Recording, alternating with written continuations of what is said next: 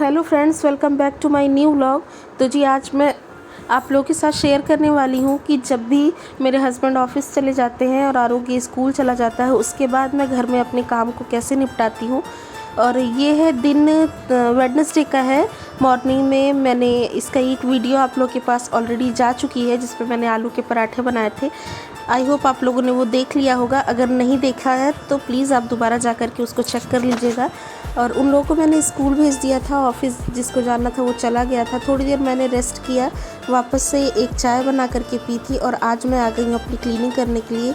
और अच्छा, आज का ये जो वीडियो है, हर दिन मेरा ऐसा नहीं होता, क्योंकि आज मैं डीप क्लीनिंग कर रही हूँ और हर दिन डीप क्लीनिंग नहीं होती है।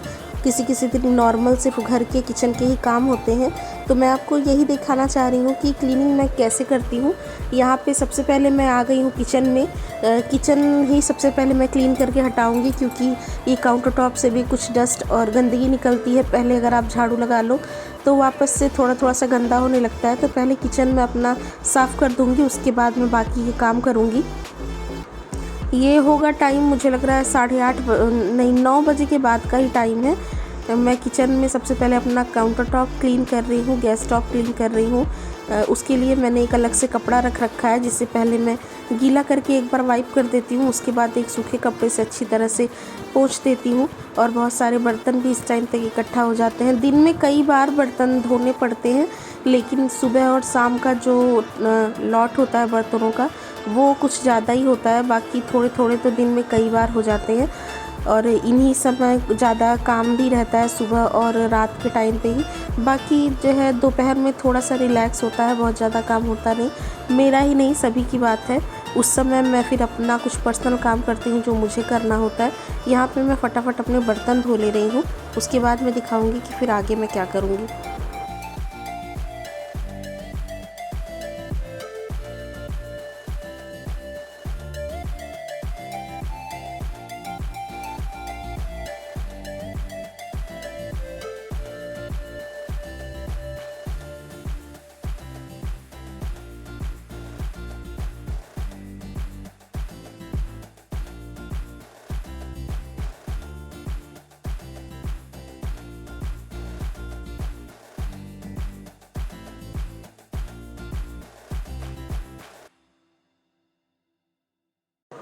तो अभी मैंने आपको बताया कि आरोग्य स्कूल गया है, आरोग्य स्कूल गया था। मैंने फिर किचन साफ़ की, उसके बाद ही स्कूल से फ़ोन आ गया कि वो रो रहा था, उसके पेट में शायद दर्द हो रहा था। सुबह जब ये गया तो बिल्कुल ही ठीक था, और आने के बाद भी आप देख लीजिए ये ठीक ही दिख रहा है। फिर स्कूल में पता नहीं क्यों रो रहा था। फिर मैं फटाफट जैसी थी वैसी ही गई, मैं इसको स्कूल से वापस ले आई और वापस दोबारा मैं अपने काम में लग गई हूँ। और आते ही आरोग्य शरारत भी कर रहा है।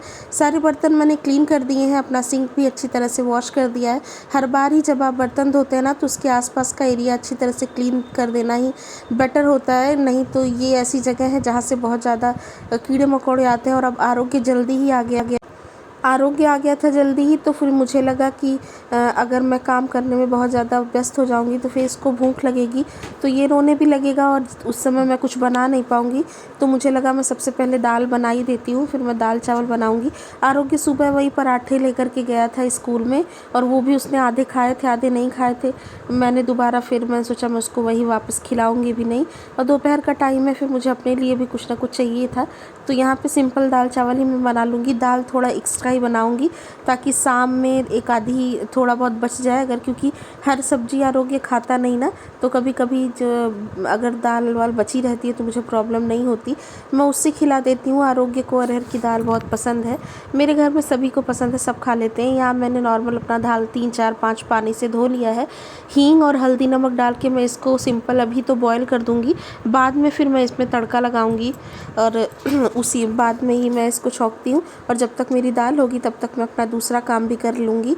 यहाँ पे गैस पे मैंने चढ़ा दिया है इसको होने के लिए, और मैं रूम में आई हूँ। आप देख सकते हैं कि आरोग्य ने रूम की क्या हालत की है। ये वो कार्ड्स है जो वो खेलता है, बहुत सारे कार्ड्स हम इसके लिए ले आए हैं ताकि ये बिज़ी रहे। बहुत पहले के हैं ये, बहुत पुराने से। तो कभी कभी लगा देती हूँ कि तो मतलब खेल लो, और ये खेलने की जगह सारा फैला देता है और मेरा सारा काम बढ़ा देता है। यहाँ पे मैं ये सबको भी क्लीन कर दूँगी, उसके बाद मैं फिर काम करूँगी। इसीलिए मैं सोचती हूँ कि जितनी देर आरोग्य घर पे नहीं है उतनी देर में मैं जितना ज़्यादा हो सके अपने काम निपटा लूँ, क्योंकि आने के बाद तो फिर इधर एक चीज़ मैं निपटाती रहती हूँ, दूसरी तरफ ये काम बढ़ाता रहता है। और अभी पता नहीं कहाँ है, मैंने बोला भी था इसको रखने के लिए, लेकिन उसका मन होता है तो वो करता है, जब उसका मन नहीं होता तो आप कहते रह जाओ, वो कुछ नहीं सुनता किसी की। और बच्चे हैं, बच्चे ऐसे ही होते हैं मन के मौजी, जब उनका मन होता है तभी वो काम करते हैं। तो देखिए इसी तरह सारे लोग अपना काम कर रहे हैं। आरोग्य भी आपको दिख रहा होगा उधर किनारे चेयर से खेल रहा है और चेयर के नीचे घुसने की कोशिश कर रहा है, वो बहुत छोटा सा है, हो नहीं पा रहा। और यहाँ पे वो सब चीज़ें मैंने हटा दी हैं और मैं लगाने लग रही हूँ झाड़ू। झाड़ू लगा लूँगी, फिर मैं पोछा भी लगाऊँगी। आज मुझे बाथरूम भी क्लीन करना है, बहुत सारे काम हैं आज के दिन के लिए। और कभी कभी जैसे जब मैं बहुत ज़्यादा थक जाती हूँ तो मैं सोचती हूँ कि मैं कोई हाउस हेल्प लगा लेती हूँ, जो मेरी एटलीस्ट झाड़ू पोछा में तो हेल्प कर ही देगी। लेकिन ना मैंने ना एक बार लगा कर के भी देखा है। आज से करीब 1 साल पहले एक आंटी आती थी, और वो लेकिन ना बस 2-4 दिन ही कोई आपके घर का काम ढंग से करता है, उसके बाद कोई काम करता नहीं है। और आपको भी बाद में उसको अच्छी तरह से करना पड़ता है, बाद में वापस आप दोबारा से काम करो अगर कोई करके गया है फिर भी तो अच्छा नहीं लगता ना। तो उनके साथ भी यही था कि वो झाड़ू पोछा करती तो थी, लेकिन जितनी देर वो मेरी नज़र के सामने रहती थी उतना देर ठीक, उतना ही जगह अच्छे से लगा देती थी। बाकी बेड के नीचे वीचे तो वो कभी ज़िंदगी में झाड़ू डालती ही नहीं थी। तो मैं बहुत परेशान हो जाती थी, क्योंकि ना मैं काम अपने हिसाब से करती हूँ और मुझे परफेक्ट काम ही अच्छे लगते हैं। और 2 ढाई 3 महीने उन्होंने मेरे साथ काम किया था, और हर दूसरे तीसरे दिन उनके लगाने के बाद भी मुझे झाड़ू लगाना पड़ता था, वापस से पोछा लगाना पड़ता था, और संडे के दिन तो बिल्कुल अच्छे से डीप क्लीनिंग करनी पड़ती थी। और आप देख ही सकते हैं बहुत ज़्यादा बड़ा घर नहीं है, और पैसे भी वो लेती थी। और उसके बाद कभी अगर उनसे कुछ एक्स्ट्रा काम कहे तो जैसे छत वत पे झाड़ू लगाने के लिए, तो वो नहीं करती थी उसको। फिर मैंने 2.5-3 महीने उनको रखा था, उसी में मेरी नाक में बहुत दम हो गया था, मैंने फिर उनको छुड़ा दिया था। पहले मैं सोच रही थी कि जाने दो, किसी की कोई हेल्प हो जाए, क्योंकि वो थोड़ा सा एजेड भी थी, किसी की हेल्प हो जाती है तो ठीक ही है। थोड़े पैसे में हमारा तो मान लीजिए हमें भी थोड़ी बहुत मदद मिल जाएगी, सामने वाले को भी हेल्प हो जाएगी। लेकिन सामने वाले ऐसा नहीं सोचते हैं ना कि आप जिसकी हेल्प करना चाहते हो वही लोग जो है आपको परेशान करने की ठान के बैठे होते हैं। और अगर सच में किसी को पैसे की ज़रूरत होती है तो उसे अपने काम में लगन दिखानी चाहिए, क्योंकि आजकल तो आप जानते ही हैं कि कोई किसी को फ्री में तो ऐसा नहीं करता ना। तो थोड़ी बहुत उनको कई बार समझाया भी था, लेकिन वो मान नहीं रही थी, उनका काम करने का तरीका ही वही था। फिर मुझे पसंद नहीं आया, मैंने कहा छोड़ो, मेरा घर है, इसको मैं जितना अच्छे से रख सकती हूँ इतना कोई और नहीं कर सकता। और सबकी बात है, घर की बात नहीं, अपने काम की बात है। जितना अच्छे से आप अपने काम को मैनेज करते हैं और कर लेते हैं, कोई और उसको बिल्कुल नहीं कर सकता। और इसीलिए किसी और पर डिपेंड रहना कोई अच्छी बात नहीं है। जितना ज़्यादा हो सके अपने आप अपने काम को निपटाइए और अपने आप करिए। आप जितना अच्छा ख्याल रखेंगे अपनी चीज़ों का, कोई और नहीं रखेगा।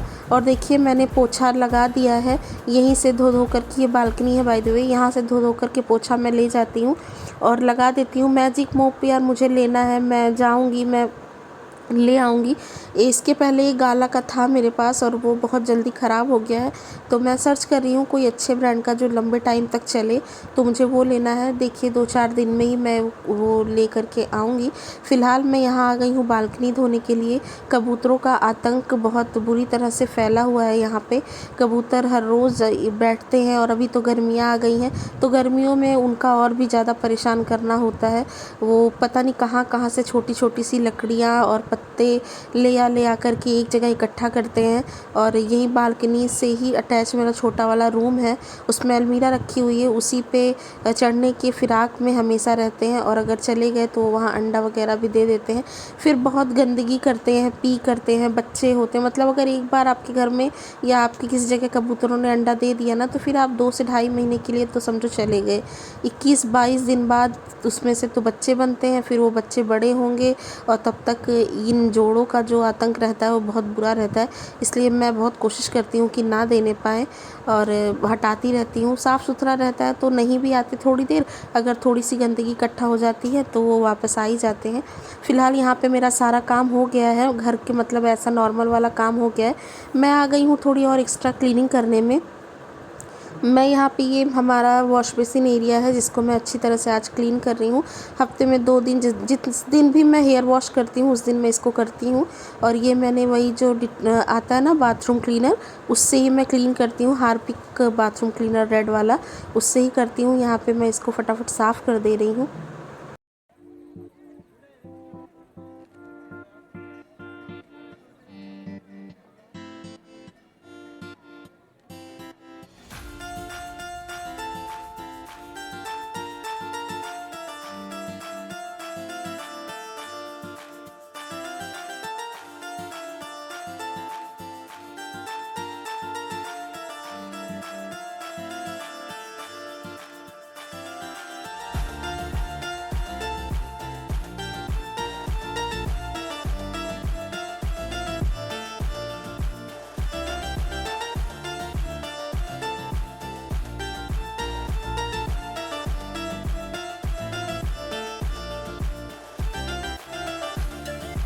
वॉश बेसिन भी मैंने अच्छी तरह से क्लीन कर दी है और अब आती है बारी बाथरूम क्लीनिंग की। और पहले मैं बाथरूम क्लीन कर दूंगी, उसके बाद मैं पॉट साफ़ करके फिर मैं हेयर वॉश कर के नहा लूँगी। और इस तरह से जिस दिन आप घर क्लीन करते हो ना उस दिन सच में बहुत अच्छा लगता है। पूरे दिन बड़ी एनर्जी सी फील होती है, बहुत अच्छा सा फीलिंग आती है कि आज आपने बहुत सारा काम किया है। और बाथरूम साफ़ करने के लिए मैंने वही नॉर्मल बाथरूम वॉश आता है ना हार्पिक का, वही लिया है।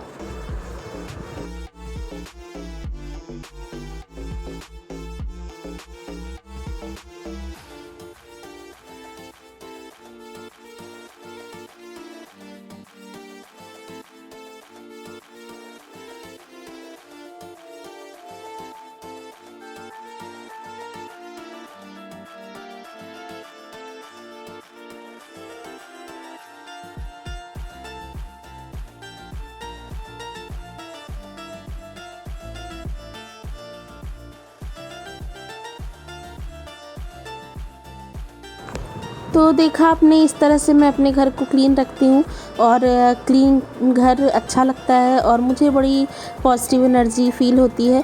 बहुत ज़्यादा डीप क्लीन तो बाथरूम की मैं हर हफ्ते नहीं करती हूँ, महीने 2 महीने में करती हूँ। डीप क्लीन एज इन जैसे कि टाइल वगैरह है, इनको पूरा रगड़ के क्लीन करना फिर वो उस दिन ही पॉसिबल होता है जिस दिन फिर आरों के घर पे नहीं होता। क्योंकि यहाँ पे भी अभी आप देखेंगे ना, ये मुझे बहुत ज़्यादा परेशान करे, यहाँ कैमरे के आगे आकर के खड़ा है कि बाथरूम में मैं भी आऊँगा, मैं भी करूँगा। फिर ना वो टाइल्स वगैरह पे फिसल जाए, उसको चोट लग जाए, इस चीज़ का डर लगता है। तो मैं जब जिस दिन ये नहीं रहता है घर पे उस दिन ही मैं बहुत ज़्यादा करती हूँ। लेकिन हाँ, इस तरह से इतनी भी क्लीनिंग अगर आप कर देते हो ना तो आपको अच्छा लगता है और जहाँ आप रहते हैं उस जगह की आपको केयर करनी चाहिए। तो कोई नहीं, यही था मेरा क्लीनिंग रूटीन और मैं आपसे मिलती हूँ आगे अभी। और इसके पहले वाले व्लॉग में मैंने आपसे प्रॉमिस किया था कि मैं आपको मूंग दाल के चीले की रेसिपी दूंगी। ये उस दिन के व्लॉग का ही एक पार्ट है जो मैंने इसमें इंक्लूड किया है, क्योंकि वो वीडियो थोड़ी बड़ी हो गई थी इसलिए मैं इसको उसमें इंक्लूड नहीं कर पाई थी।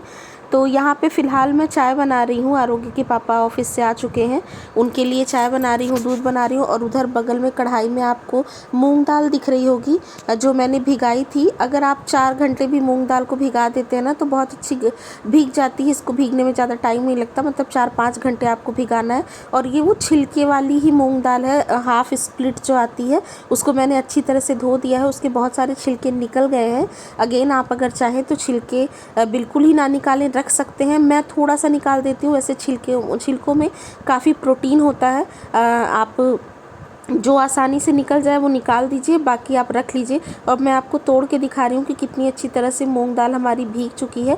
ये हरी वाली मूंग है, मतलब हेल्दी दालों में एक बहुत अच्छा इसका ये मतलब बहुत अच्छा सोर्स ऑफ प्रोटीन है। आपको ज़रूर अपनी डाइट में इंक्लूड करना चाहिए। और मैं मूंग दाल तो मेरे घर में बहुत कम पसंद की जाती है, ज़्यादा कोई नहीं पसंद करता, तो मैं अक्सर इसके मंगौड़े या फिर ये चीला इस हिसाब से बनाती हूँ या अपनी रेगुलर दाल में मिक्स मिक्स करती हूँ, लेकिन मैं कोशिश करती हूँ कि ये हमारी डाइट में इंक्लूड हो। और यहाँ पे मैंने ले लिया है लहसुन, और इसमें मैं डालूँगी थोड़ी सी मिर्ची। ये है अदरक, इसको मैंने छील लिया है और इसको छोटा छोटा काट करके मैं इसी मिक्सिंग जार में डाल दूँगी। और अब आप इसमें अपने तीखे के अनुसार मिर्ची ले लीजिए। थोड़ा सा चटपटा साइड में ये अच्छा लगता है। अगर आप इसमें पीसना चाहते हैं तो पीस लीजिए। मैंने पीसा नहीं था, कारण मेरी मिर्चियाँ ख़त्म हो गई थी, बहुत थोड़ी सी मिर्ची मेरे पास रह रही थी। और मैंने इसमें इसलिए भी नहीं डाला वो, क्योंकि आरोग्य भी खाएगा तो ज़्यादा तीखा पीसने से हो जाएगा। मैं इसमें टॉपिंग्स ऊपर से डालने वाली हूँ, मैं आगे अभी आपको दिखाऊंगी। और उसमें मैंने नमक और पानी, मतलब मूंग दाल में दाल, लहसुन और अदरक, मिर्ची और पानी थोड़ा थोड़ा सा डाल करके आपको इसका बिल्कुल स्मूथ पेस्ट बना करके तैयार करना है। यहाँ पे जैसे आप देख रहे हैं चीले की कंसिस्टेंसी आप समझ सकते हैं कि जब भी हम बेसन का चीला बनाते हैं तो कैसी कंसिस्टेंसी होती है, वैसे ही आपको रखनी है। और मतलब बिल्कुल ही फाइन, कोई बहुत ज़रूरी नहीं है कि बिल्कुल ही एकदम क्रीम जैसा हो जाए, ऐसा नहीं है। लेकिन हाँ, बड़े बड़े चंक्स नहीं चाहिए हमें। आप देख लीजिए कैसा हमें ये चाहिए। मैं आपको यहाँ पे पोर करके दिखा रही हूँ, पोरिंग कंसिस्टेंसी इसकी होनी चाहिए। और यहाँ पे पीसने के बाद अगर आपको लग रहा है कि पानी वगैरह कम है तो आप डेफिनेटली इसमें एडजस्ट कर सकते हैं। मसाले थोड़ा से कर रही हूँ मैं, जिसमें डाला है मैंने नॉर्मल हल्दी का पाउडर, रेड चिली पाउडर और थोड़ी सी बहुत ज़रा सी कश्मीरी लाल मिर्च। ज़रूरत नहीं है, आप नहीं भी डालेंगे तो चलेगा। और ये है थोड़ा सा धनिया का पाउडर और बहुत ज़रा सा चाट मसाला, ये मैंने डाला है। अगर आप ज़रूर, हाँ मैं कहती कश्मीरी लाल मिर्च अगर आप नहीं डालना चाहते तो आप टोटली स्किप कर सकते हैं, कोई ज़रूरी नहीं है कि आप वहाँ पे डालें। ये मैंने थोड़ी सी हींग डाली थी यहाँ पे, अभी मैंने आपको दिखाया जो। और पानी वगैरह डाल के मैंने एडजस्ट कर लिया है। नमक आप इस स्टेज पे थोड़ा सा टेस्ट कर सकते हैं कैसा है। यहाँ पे मैंने ले लिया है एक नॉन स्टिक का पैन, चढ़ा दिया है इसको गैस पे और इसको थोड़ा सा गर्म कर लेंगे। थोड़ा मतलब बहुत तेज़ नहीं, मीडियम इसको गर्म कर लेंगे। और यहाँ पे मैं इस पर ऑयलिंग कर दे रही हूँ। मैं लगा रही हूँ यहाँ पे सरसों का तेल। आप अपनी मर्ज़ी का कोई सा भी ऑयल ले सकते हैं, घी ले सकते हैं, लेकिन सरसों के तेल में मुझे इसका टेस्ट बेटर लगता है, इसलिए मैं यूज़ कर रही हूँ। आप कुछ भी यूज़ कर सकते हैं। और कंसिस्टेंसी देख लीजिए, ऐसे ऐसे मैंने एक चीले के लिए डेढ़ लैडल, ये क्या कहते हैं इसको, ये बैटर तवे पे पोर किया है। और एक ही डायरेक्शन में घुमाते हुए आप इसको राउंड राउंड कर करके डोसे की तरह फैला दीजिए। और मैं ना आपको इसको बनाने का 2-3 तरीका बताऊंगी, डिपेंड आपको जैसा पसंद आता है आप वैसे बना सकते हैं। अच्छा, ये जो हम बना रहे हैं फर्स्ट वाला, इसको मैं डोसे स्टाइल से बना रही हूँ। और आप चिंता मत करिए, मूंग दाल पकने में कोई ज़्यादा टाइम नहीं लगता है। और ऑलरेडी हमने इसको पीस दिया है और बहुत पतला बैटर किया है, तो ये पक जाएगा।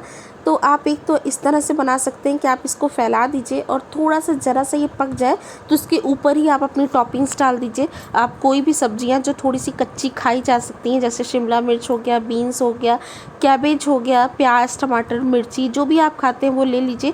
मैं कोई और वेजिटेबल नहीं ले रही हूँ, मैंने यहाँ प्याज, टमाटर, मिर्ची लिया है। और ये ऊपर से जो आप देख रहे हैं, ये मैंने हल्का सा भुना जीरे का पाउडर और थोड़ा सा बहुत ज़रा सा अमचूर पाउडर डाला है। ऑप्शनल है, अगर आप खट्टा नहीं पसंद करते तो अमचूर पाउडर मत डालिएगा, लेकिन हाँ भुने जीरे का पाउडर ज़रूर डालिएगा, टेस्ट बहुत अच्छा आएगा। और ये करने के बाद आप इसको ढक दीजिए। आप ढक देंगे ना तो ये ऊपर से भी पक जाएगा और सब्जियां बहुत ज़्यादा मेसी नहीं होंगी, आपको पता है, क्योंकि डोसे में जिस तरह से आपको अंदर से मिलता है ना, वैसा ही बनेगा। इसका टेस्ट डिफरेंट होगा। ये मैं अपने लिए बना रही हूँ क्योंकि मुझे ये वाला पसंद है, लेकिन आरोग्य के पापा को दोनों तरफ से सिका हुआ कोई भी पराठा या डोसा, उनको दोनों तरफ से सिका हुआ ही ज़्यादा अच्छा लगता है। तो उनके लिए मैं दूसरे स्टाइल से बनाऊँगी और आरोग्य के लिए भी मैं दूसरे स्टाइल से बनाऊँगी, वो भी मैं आपको दिखाऊँगी। मतलब हम तीनों के लिए अलग अलग स्टाइल से एक ही बैटर से 3 तरह के चीले में बना के तैयार करूँगी। आपको तीनों में से जो भी पसंद आएगा आप वो ट्राई कर लीजिएगा। तो ये पहला चीला मेरा ही बन के तैयार हो गया है, क्योंकि ये एक तरफ से मैंने पकाया है। अगेन आप दोनों तरफ से चाहें तो पका सकते हैं, इस तरह से आप कर लीजिए। उसके बाद मैं आपको दिखाती हूँ कि दूसरा चीला मैं कैसे बनाती हूँ। और हाँ, आप अपने अकॉर्डिंग इसको ज़्यादा कम सेक भी सकते हैं। पक ये जाता है जब इसके ऊपर की परत भी ट्रांसपेरेंट से दिखने लग जाए ना, उस स्टेज पे ये पक जाता है। लेकिन आप इसको ज़्यादा लाल करना चाहते हैं या थोड़ा सॉफ्ट रखना चाहते हैं, ये आपकी पूरी की पूरी चॉइस होती है घर पे जब हम चीज़ें बनाते हैं, तो उसकी ब्यूटी यही है कि उसको हम अपनी तरफ से मॉडिफाई कर सकते हैं। जैसा हमें वो चीज़ पसंद है हम इसको बिल्कुल वैसा ही क्रिएट कर सकते हैं। और अपनी मर्ज़ी का खाना अगर खाना हो तो बेस्ट ऑप्शन है कि आप उसको खुद से क्रिएट करें, अपने घर में ही बनाएं, थोड़े से एफ़र्ट्स के साथ। जितने में आपको ये चीज़ें बाहर मिलती हैं उससे कम दाम में और बहुत ही सेटिस्फेक्शन के साथ आप उसको घर पे बना के खा सकते हैं। सिर्फ आपको शौक़ थोड़ा सा होना चाहिए। फ़िलहाल दूसरे बैटर की तरफ आ जाते हैं, दूसरे चीले की तरफ आ जाते हैं। दूसरा चीला भी सेम उसी तरह से मैंने तवे पे 1.5 लैडल डाल करके पोर कर दिया है, डोसे की तरह फैला दिया है और इसको हम अभी तुरंत ही ढक देंगे। अभी मैंने इसमें सब्जियां नहीं डाली हैं, आप ध्यान दीजिएगा। इसको मैंने ढक दिया है और थोड़ी देर ढकने के बाद मैंने खोला है तो आप देख रहे हैं थोड़ा थोड़ा सा ये ट्रांसपेरेंट हो रहा था, लेकिन अभी पूरी तरह से नहीं हुआ था। तो मैंने इसको थोड़ी देर और ढक कर के छोड़ दिया है और जब मुझे लगेगा कि ये अब बन गया होगा तब मैं इसको खोलूँगी और अभी मैं आपको दिखाऊँगी। और जो है आप इसको पकने में बस उतना ही टाइम लगता है जैसे आपका बेसन का चीला पकने में लगता है ना, उससे थोड़ा सा 1 मिनट ज़्यादा ही लगेगा और बहुत ज़्यादा टाइम नहीं लगता। देख लीजिए इस तरह से जब आपको ऊपर की जो परत है ना वो अभी जब हमने डाली थी, इसीलिए मैंने इसमें कोई भी क्लिप कट नहीं की है ताकि आपको पता चल जाए। जब हमने डाली थी ना तो ये आपको जैसे लग रहा था ना गीला गीला सा, अभी आप जब देख रहे हैं तो आपको वो ट्रांसपेरेंट सा लग रहा है ना। ये आरोगी के पापा के लिए बन रहा है। इसको पलटने के बाद अब हम इसको नीचे की तरफ में इसमें डाल रहे हैं अपनी सब्जियां। यहाँ पे मैंने वही वापस से प्याज टमाटर मिर्ची अच्छी तरह से डाल दिया है। बस यही इतना ही फ़र्क है, क्योंकि जब आप सब्जियां एक बार डाल कर देते हैं ना तब आप उसको टर्न करके पका नहीं सकते, क्योंकि तब तो सारी सब्जियां गिर जाएगी, क्योंकि हमने इसमें कोई चीज़ वगैरह नहीं डाली है ना कि वो चिपकेगी। तो आपको सब्जियां तो ऊपर से ही डालनी पड़ेगी, लेकिन बस ये है कि आप जैसे पहले वाले में मैंने पहले ही डाल दिया था, मतलब ऊपर के साइड ही। यहाँ पे आप एक बार पलट लीजिए, दोनों तरफ पक जाए, उसके बाद आप सब्जियां डालिए। थोड़ी बहुत अगर निकलती हैं सब्जियां तो उसको आप अंदर डाल सकते हैं, कोई दिक्कत नहीं है। और इस तरह से फ्लिप कर करके आप इसको पका लीजिए। ये भी बहुत अच्छा बनता है। ये आरू के पापा के लिए बना है, इसको भी मैं निकाल दे रही हूँ। उनको मैं चटनी के साथ सर्व किया है और मैं तो चाय के साथ ही खाऊंगी। और अभी मैं आपको तीसरा वेरिएशन दिखाती हूँ चीलों का, जो कि बिल्कुल ही प्लेन है। अगर आपके बच्चे सब्जी वगैरह नहीं खाते हैं तो आप उनको भी ये दाल खिलाने का बहुत अच्छा तरीका है। बिल्कुल सिंपल सा बना के आप दे सकते हैं। यहाँ पे वापस से मैंने थोड़ा सा तेल लगा लिया है अपने तवे पे और दोबारा से मैं वही 1.5 लैडल अपना ये बैटर तवे पे डालूंगी और इसको खूब अच्छी तरह से हम पका ले, मतलब फैला देंगे। ये मैं पतला ही फैला रही हूँ क्योंकि आरोग्य गिनती से चीज़ें खाता है और पतला रहेगा तो उसको खाने में आराम रहेगा। खूब अच्छी तरह से आप ये पेपर डोसा की तरह पतला सा बन जाएगा। जितना ज़्यादा आप इसको फैलाना चाहेंगे उतना ज़्यादा ये फैल जाता है, कोई प्रॉब्लम नहीं आती है। चीलों में सिर्फ आपको कंसिस्टेंसी का बहुत ज़्यादा ध्यान देना पड़ता है, बाकी कोई रॉकेट साइंस है नहीं उसमें। और ये करने के बाद वापस से जब आपका चीला ट्रांसपेरेंट हो जाए तो इसको आप दोबारा से फैला दीजिए और ये हमारा प्लेन चीला बन करके तैयार हो जाएगा। इसमें कुछ नहीं करना है। ऊपर की तरफ से भी मैंने थोड़ा सा ऑयल लगा दिया था ताकि ये सॉफ्ट रहे और टाइट ना हो। और खूब अच्छी तरह से आप इसको पका लीजिए। बस हमारा चीला बन के बिल्कुल तैयार है। आपको इसमें कुछ नहीं करना है, आपको इसको अपने बच्चे को देना है, खुद खाना है। हेल्दी ऑप्शन है, दालें वगैरह आप खा सकते हैं। और मैं अपनी चैनल पे ऐसी अच्छी वीडियोस आपके लिए लाती रहूँगी। और जाने से पहले मैं आपसे एक रिक्वेस्ट करना चाहती हूँ, अगर आप मेरे चैनल पे नए हैं और अभी तक आपने मेरे चैनल को सब्सक्राइब नहीं किया है तो प्लीज़ आप मेरे चैनल को सब्सक्राइब कर दें, बेल आइकन को हिट कर दें ताकि आने वाली वीडियोज़ की नोटिफिकेशन आपको मिलती रहे। और शेयर करें अपनी फ्रेंड्स और फैमिली के साथ। मैं आपसे मिलूंगी कल एक नए व्लॉग में। तब तक आप बहुत सारा खुश रहिए, अपना ख्याल रखिए और अच्छी रेसिपीज़ बनाते रहिए, खाते रहिए और बस खुश रहिए, हैप्पी रहिए। भगवान को भी याद करते रहिए, अपनी फैमिली का ध्यान भी रखिए और सबसे बड़ी बात अपना ध्यान रखेंगे, क्योंकि आप खुश तो सब खुश। Bye bye.